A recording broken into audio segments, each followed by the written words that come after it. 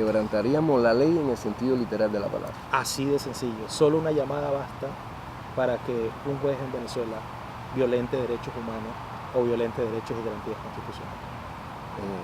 Es increíble que, amigo, cómo estas cosas, cómo se van deformando y se van deformando en función de algo y se van deformando en función de una motivación, de algo, en este caso del Estado, y de una motivación política para sancionar lo que vaya en contra de lo que ellos consideran como Estado. Eso es correcto. En este caso, doctor, estuvimos también valorando dentro del trabajo de producción que usted también desarrolló una labor como escritor, y en este caso fue columnista de dos diarios muy importantes, Cambio de Siglo y Los Andes, que es un diario emblemático en el Estado. Sí.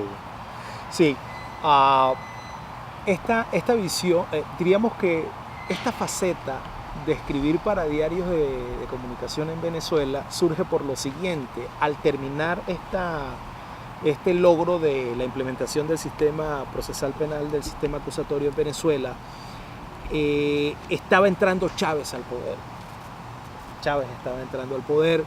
Había Chávez ganado la elección de 1999, que por cierto debo decir, en mi criterio es la única elección transparente que Chávez ganó en Venezuela, la única. Luego, yo ya de alguna manera veía venir la situación con Chávez. A pesar de que mucha gente se volcó a votar por Chávez, había algo en mí que me indicaba que su proyecto no era esencialmente lo que él planteaba en su campaña electoral. Y empecé a redactar artículos, a escribir en contra de las políticas de ese Chávez de 1999, que era un Chávez robusto, fuerte, con un apoyo mayoritario en Venezuela.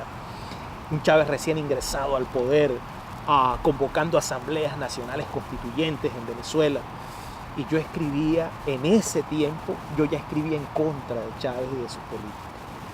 Tuve el apoyo de estos dos medios que se arriesgaron conmigo enormemente, porque yo escribía páginas, debo decirlo, bastante fuertes para la época. Fueron tan fuertes que estos dos medios se vieron presionados en una oportunidad por el primer ministro de Relaciones Interiores del gobierno de Chávez.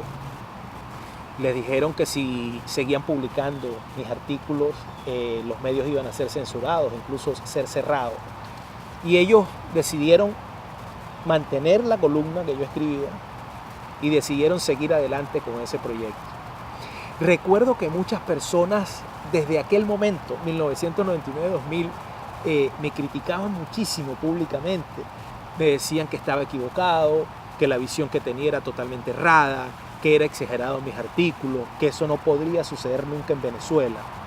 Pero hay algo importante, Alfredo, que quiero comentarte. Es que en el año 1995 yo estuve en La Habana, en pleno periodo especial en Cuba. Y luego fui en 1997 y yo conocí el monstruo desde las entrañas, porque yo no fui a Cuba a hacer turismo. Yo fui a Cuba en buena medida a explorar lo que significaba vivir bajo un régimen de esa naturaleza. Y recuerdo que conversé en sótanos de casas sobre situaciones políticas, con música arriba y abajo nosotros conversando sobre esa situación. Así que yo ya tenía una experiencia en caliente de lo que significaba eso y vi en Chávez esa proyección. Y en el año 2002, recuerdo, estaba con mi esposa en la casa y Chávez, luego de aquel autogolpe para depurar la Fuerza Armada Nacional, depurarla en el sentido de saber quiénes lo apoyaban y quiénes no, señaló algo que quedaron esas palabras marcadas en mi mente para siempre. Lo recuerdo. Chávez dijo: mi padre político es Fidel Castro Ruz. Retomando eso que usted me está diciendo, amigo, vamos a ver un video muy breve sobre por qué la revolución bolivariana le teme tanto a la verdad. Vamos a robar un momentico, producción, el video. Que ellos le tienen miedo a la verdad. Algunos de mis adversarios trataron de generar al mundo un perfil de Hugo Chávez que no es el mío, el que va a expropiar aquí a todo el mundo. Los expropiamos, Elías. Vamos a expropiar al que sea. Expropiese. No hay nada más peligroso que la verdad.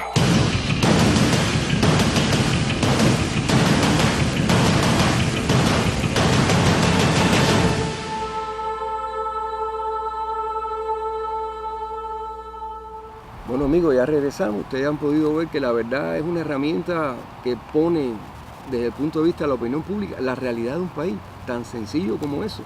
Y lo que no se quiere mostrar es precisamente la realidad, porque son los resultados de algo que se está llevando a cabo. Y usted ahorita, doctor, estaba hablando en este caso del reconocimiento público que ya hacía Chávez, no solamente desde el punto de vista ideológico, sino ya de subordinación. Cuando usted habla de padre, está hablando de una figura cimera dentro de la familia, está hablando de un guía dentro de la familia, está hablando de alguien que no solamente va a controlar parte de su vida, sino le va a trasladar una educación y usted la va a hacer suya, porque considera que es un honor. ¿Es correcto? Sí, eso es correcto, y eso fue lo que me alarmó enormemente. Y a partir del 2002, Alfredo, Chávez comenzó a viajar rutinariamente a La Habana, y cuando se empezaron a presentar los conflictos en que mi pueblo, ejerciendo su derecho a la libertad, empezó a protestar en las calles venezolanas, cuando la situación llegaba a un pico importante, Chávez volaba a La Habana. Y debo decir algo que probablemente va a sonar duro, difícil para los venezolanos, pero que cuando entendemos nuestras realidades, a partir de allí podemos enfrentarlas. Y es, nuestro país sufre de una invasión consentida. Y esto puede sonar un contrasentido, pero es así. Una invasión consentida. La dictadura castrista, a través del G2 cubano, invadió Venezuela de forma consentida por Chávez y luego por Nicolás Maduro. Hablábamos de agresión y de intervención, ¿no? Al principio. Y acá, en este continente, verdaderamente, y a mí, si hay verdaderamente un grupo político que no tiene autoridad para juzgar estos temas, es definitivamente los partidos comunistas que apoyaron la intervención de Cuba en Venezuela, una intervención que tiene variables absolutamente inaceptables. Esto es no hay presencia más grande de un Estado en otro Estado que la de Cuba en Venezuela, por decenas de miles, y para realizar tareas que son de represión, de opresión, de inteligencia, de tortura. Y esa circunstancia me conlleva a afirmar algo, tal y como lo señalé a partir del año 2002, en mi participación de los hechos del 2014 y en mi participación de los años 2017. En Venezuela nosotros estamos gestando nuestra nueva independencia. Así de categórico soy. Nuestra nueva independencia. ¿Por qué razón? Porque tal y como en nuestra primera independencia estábamos invadidos, tal y como en nuestra primera independencia existían el gobierno de traición a los intereses nacionales, y tal como nuestra primera independencia fue el pueblo, ese que utilizaba pargatas en aquel momento y que en este momento no tiene comida, no tiene medicamento, sale a la calle a luchar por la libertad de Venezuela. Ese pueblo que yo acompañé en el año 2014 y en el 2017 en las calles de Venezuela, no desde mi oficina, no desde la comodidad de ver un televisor, no, en las calles con la gente luchando y soportando la represión de la dictadura y de sus cuerpos paramilitares. Así con que aprovecho y disculpa este programa, Alfredo. No, es para esto es una ventana a la democracia. Para decirle a mi gente, sigamos gestando nuestra nueva independencia. Nuestra nueva independencia va a llegar. Y va a llegar para hacer de nuestro país el mejor país del mundo. Un país que sufrió una dictadura y que su pueblo luchó por salir de ella. Un país que va a reivindicar el verdadero nombre de Bolívar. Ese hombre que se montó en la ciudad donde yo vengo. La ciudad donde yo vengo es la ciudad de Mérida, la primera ciudad en el que se condecoró a Bolívar como el libertador. Y la ciudad de los caballeros. Y la ciudad de los caballeros. La ciudad donde Bolívar atravesó con llaneros alpargatas para llegar a dar el golpe final contra el Imperio Español. Desde allí hemos luchado por gestar la nueva independencia y lo vamos a hacer. Venezuela, nombre de mujer que será acariciada por la libertad, Alfredo. Amén, así va a ser. Cuando usted hablaba de invasión, ¿Qué pasa en este terreno? Caemos un poco ahora en el terreno de la teoría, pero en la práctica realmente es una invasión, no solamente de invasión de Cuba, también está la presencia china, está la presencia rusa, está la presencia de algunas organizaciones que tienen unos pocos fines oscuros. Estamos hablando de Hezbollah, estamos hablando de la presencia de Irán también en Venezuela. O sea, pero lo que más se asemeja es el control que tiene en este caso el gobierno de Cuba sobre la política de Venezuela. En el concepto clásico de invasión empiezan a caer bombas, vienen barcos, vienen marines desembarcando, viene un grupo de militares, toman el poder y imponen un presidente.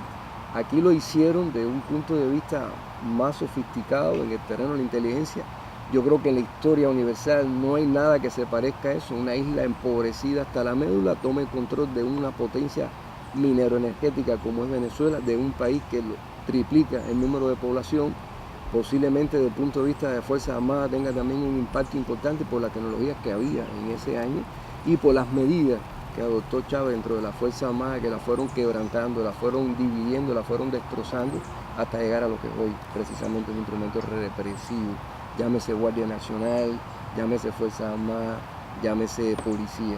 Aunque todavía tenemos militares honrosos que están en las cárceles como presos políticos y todavía tenemos militares que desde su propia vida personal, poniendo en riesgo su carrera profesional, están tratando de defender la democracia en Venezuela. Y lo otro es que Venezuela en estos momentos actúa como una colonia de la República de Cuba. Es difícil para un venezolano, al menos para un venezolano que quiere a su país, a reconocer esa situación. Es difícil, Alfredo, no es nada fácil. Sobre todo reconocer, y allí con mucho orgullo lo digo, reconocer que la patria donde nació, quien libertó muchas naciones, hoy en día ha sido invadida de la forma como tú lo has señalado, que es así, ha sido invadida. Ahora, el régimen castrista siempre estuvo detrás de Venezuela. Fue el único régimen que intentó invadir militarmente Venezuela. Por eso Fidel Castro le tenía tanta rabia a Carlos Andrés Pérez. Porque en el primer gobierno de Carlos Andrés Pérez, Fidel Castro intentó hacer una incursión militar en Venezuela. Y falló. En Machurucuto. Exacto, y falló. Y falló con gravedad porque todas las personas, o la mayoría de las personas que participaron militarmente, militares del régimen castrista cubano que participaron y funcionaron en inteligencia, la mayoría fueron aniquilados en ese proceso, en esa lucha. Entonces, evidentemente, los Castro siempre estuvieron detrás de Venezuela, por el potencial que Venezuela significa geopolítica y geoestratégicamente, y también desde el punto de vista de los recursos. Ahora bien, ese control político que se ejerce sobre Venezuela indica algo importante, no solo para Venezuela, sino para el mundo. Y es que el virus del comunismo puede llegar a grandes extremos. Y que así como sucedió con Venezuela puede suceder en otros países. Y que si no tomamos con mucha seriedad el mundo, con mucha seriedad lo que esto significa, podemos vivir circunstancias bastante graves y llegar a extremos bastante graves si no tomamos en cuenta esto. Yo creo, Alfredo, que las expresiones a través de resoluciones, de decretos, de expresiones públicas son importantes. Hablo desde la visión internacional. Yo creo que son muy importantes, son un paso interesante, pero el mundo debe entender que frente a esta circunstancia debemos actuar y actuar de manera mucho más contundente, porque las resoluciones, las declaraciones y los acuerdos son eso y son un paso, pero se necesita actuar de otra forma y bajo otras vías que son, por cierto, vías establecidas en el derecho internacional. Sí, en eso está trabajando la ONU, está trabajando la OEA, de mano del profesor Amargo, sí, un brillante abogado, un brillante diplomático. Doctor, yo quisiera, usted hablaba ahorita de la protesta y como es algo tan costoso para la vida de los venezolanos, donde no solamente han muerto personas, sino han surgido un tema nuevo dentro de las diferentes formas de represión, no solamente son los presos políticos, sino son todos los que son declarados enemigos públicos por el gobierno en cadena nacional y después son sometidos a este proceso, pudiéramos llamarlo, de injusticia dentro de la justicia venezolana, aunque parezca contradictorio por los resultados. En el año 2013 usted fue designado coordinador en el Estado Mérida de Estrategia Política del Comando Simón Bolívar. Estamos hablando de las elecciones Chávez. Capriles. Capriles, lo que estamos hablando de esas elecciones. Sí. ¿Usted percibió ahí algo que se relacione con el fraude? Porque estaba afirmando ahorita que en el año 2009 había ganado limpiamente. 99. 99 ganó Chávez limpiamente. De allá para acá hay procesos amañados. ¿Usted considera que desde el punto de vista legal se ha quebrantado, digamos, algunos aspectos importantes que hace pensar que el resultado de él no sea real? O sea, y por lo tanto haya cometido fraude en esas elecciones. Sí, totalmente, totalmente. Empezando, Alfredo, de la cosa más aparente.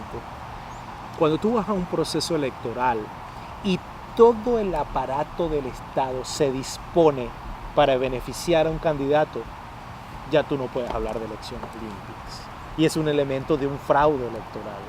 Cuando todo el aparato del Estado, y además económico, en peculado y malversación de fondos abierta, cuando un candidato no se desprende de su condición de presidente, por lo menos en el proceso electoral, y utiliza su poder como presidente para realizar una campaña, cuando un candidato se apoya en colectivos armados financiados por su partido para amedrentar en las calles a que no salgan a participar en una campaña por su adversario, incluso al móvil del asesinato por razones políticas, evidentemente hay un fraude.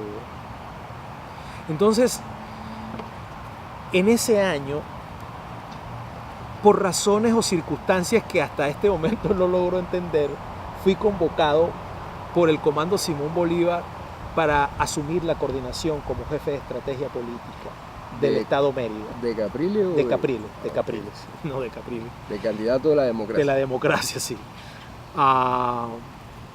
Esencialmente ahí realicé un trabajo interesante, logré conformar un equipo plural en el que diseñábamos desde la estrategia del activismo político a desarrollar en calle, en la campaña, hasta el discurso que el candidato a la presidencia debía dar en nuestro estado.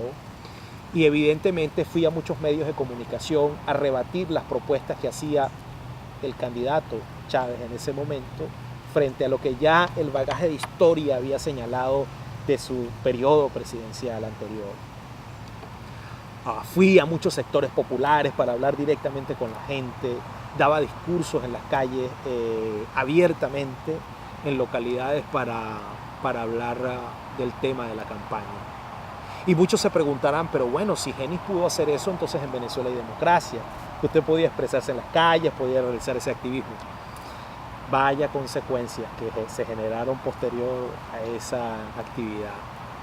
Pero luego recuerdo que una vez Chávez ganó, según lo que emitió el Consejo Nacional Electoral, resultado esa elección, viene el deterioro físico de Chávez.